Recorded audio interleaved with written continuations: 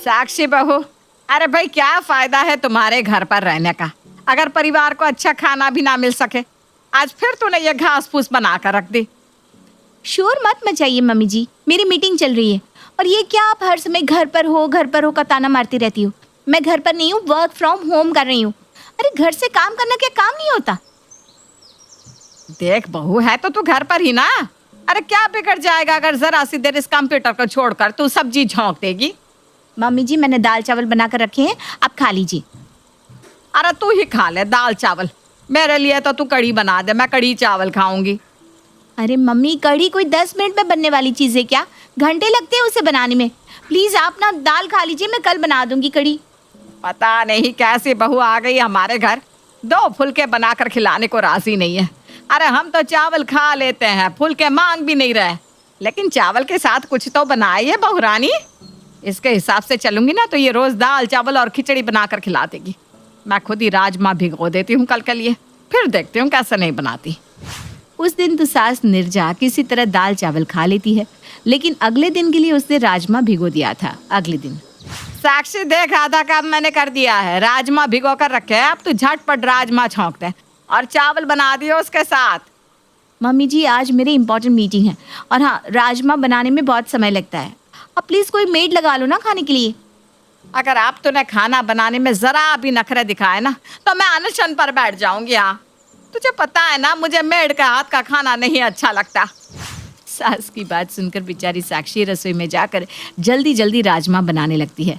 लेकिन राजमा तो भाई राजमा है, उसे बनाने में पकाने में उतना ही समय लगेगा जितना लगा करता है, जिसके कारण वो मीटिंग अटेंड करने में लेट हो जाती है।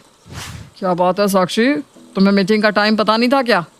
सर पता था, लेकिन वो क्या है ना, मैं अपनी सासू माँ के साथ रहती हूँ और वो हर रोज़ कुछ ना कुछ नया खाने की फरमाइश जारी कर देती है, और अगर बनाने के लिए मना कर दो तो अनशन पर बैठने की धमकी देती है।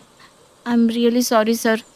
ऐसा है साक्षी, अगर तुम्हें ऐसे ही काम करना है ना तो तुम ये नौकरी छोड़ दो और घर में एक रेस्टोरेंट खोल लो, या फिर अपनी सास के साथ मिलकर घर घर डब्बा पहुंचाने का काम शुरू कर दो। रोज़ नई नई डिश देकर तुम्हारी सास खुश हो जाएगी। तो मैं इस नौकरी की कोई ज़रूरत नहीं है।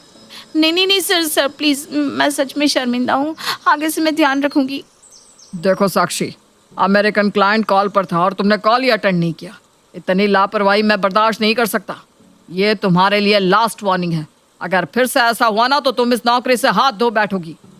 बॉस अब साक्षी का खून खौल रहा था। तमाशा बन गया है मेरी जिंदगी का। पता नहीं किस मनहूस घड़ी में मैंने ये वर्क फ्रॉम होम लेने का डिसीजन लिया। जिंदगी जहन्नुम बन गई है मेरी। एक हमारी महान सास है, उन्हें ये समझ में नहीं आता कि मैं घर पर बस दिखाई दे रही हूँ, वास्तव में मैं घर पर नहीं हूँ। बाकी मोहल्ले की बहुओं की तरह मैं घर में बैठकर पूरा दिन उनके लिए राजमा चावल और पूरी कचौड़ी नहीं बना सकती। पूरे 8 घंटे ऑफिस का काम करना होता है मुझे। लेकिन मम्मी जी को कुछ समझ में नहीं आता। कभी कहेंगी चाय बना कर ला, कभी कहेंगी पकोड़े उतार दे, कभी राजमा चावल बना दो, तो कभी कभी कढ़ी चावल। समझ में नहीं आता क्या करूं। अगले दिन, अरे बहू आज कढ़ी बना लेना, 3 दिन हो गया मैं तो कढ़ी के लिए तरसते हुए। नहीं पता था बेटे की शादी करके हमारी ऐसी हालत होने वाली है कि अपनी पसंद का खाना भी नसीब ना होगा। अरे ऐसी बहू आई है घर में, कुछ भी बना कर खिलाने को कह दो तुरंत मुंह सड़ा लेती है। इससे तो अच्छा आदमी 2-4 हजार देकर मेड से बनवा कर खाना खा ले। साक्षी रसोई में खड़ी सासू माँ के प्रवचन का आनंद ले रही थी, तभी उसकी सहेली का फोन आता है। अरे भाई क्या चल रहा है? तू तो फोन ही नहीं करती आजकल। अरे यार क्या बताऊं क्या चल रहा है। मैं बस कोई ऐसा अलादीन का चिराग ढूंढ रही हूँ जिसको घिसने से ना कढ़ी राजमा छोले 15 मिनट के अंदर बनकर तैयार हो जाए, ताकि मुझे सास और बॉस दोनों की बातें सुनने से मुक्ति मिल जाए। अरे यार ऐसा क्या मांगती है तेरी सासू माँ खाने के लिए? हर तीसरे दिन उन्हें खाने में कढ़ी चाहिए होती है, और अगर कह दो कि कढ़ी बनाने का मेरे पास टाइम नहीं है तो कहेंगी छोले बना ले, राजमा बना ले, सांभर बना ले। कोई ऐसी सब्जी हमारे घर में बन ही नहीं सकती जो जल्दी बन जाए, और अगर उनसे पूछे बिना कुछ बना कर रख दो तो उन्हें खाना नहीं है वो। अच्छा तो ये बात है, इसका मतलब तेरी सासू माँ कढ़ी चावल की दीवानी है। तो सुन, मेरे पास ना एक आइडिया है। इस आइडिया से कढ़ी चावल फटाफट तैयार हो जाएंगी और तुझे ज़्यादा मेहनत भी नहीं करनी पड़ेगी। सच्ची? अरे जल्दी से बताना। रक्षिया धीमी आवाज में साक्षी को कुछ बताने लगती है। अरे वाह यार, तूने क्या बढ़िया आइडिया दिया है। और जिस तरीके से मेरे ससुराल वालों की खाने की डिमांड है ना, वो ऐसे ही पूरी हो सकती है जैसे तूने बताया। अब मैं यही करने वाली हूँ। चल चल फोन रखती हूँ। कुछ देर बाद, मम्मी कढ़ी चावल बनाकर मैंने रसोई में रख दिए हैं, आप खा लेना। ओहो, आज तो बिना झगड़ा किए ही तूने कढ़ी चावल बना लिए। नीरजा रसोई में जाकर देखती है कि बड़ों से भगोने में भरकर कढ़ी रखी हुई है। अरे वाह, इतनी सारी कढ़ी, आज तो मज़ा ही आ जाएगा। नीरजा अपने लिए थाली में खाना परोस लेती है और कढ़ी चावल की तारीफ करते करते पेट भर के खाना खा लेती है। साक्षी, तू भी खा ले, खाना नहीं खाएगी क्या? मैंने खा लिया मम्मी जी, मैं खाना अपने रूम में लेकर गई थी। अगर तूने भी खा लिया है तो फिर कढ़ी तो बहुत बच गई है। तो ऐसा कर, रात को कुछ मत बनाना बहू, ये सारी कढ़ी रखी हुई है, रात में वही खा लेंगे। ठीक है मम्मी जी। अगले दिन सुबह भी नीरजा रात की कढ़ी खाकर ही काम चला लेती है, लेकिन कढ़ी इतनी ज्यादा थी कि वो अभी भी खत्म नहीं हुई थी। मम्मी जी, अब इस कढ़ी को फेंक कर शाम के लिए दाल बना दूं? अरे नहीं नहीं नहीं, इतनी बढ़िया कढ़ी बनी है। और कढ़ी ना कभी बासी नहीं होती। कढ़ी को तो जितना बासी करके खाओ ना, उतना ही स्वाद आता है उसमें।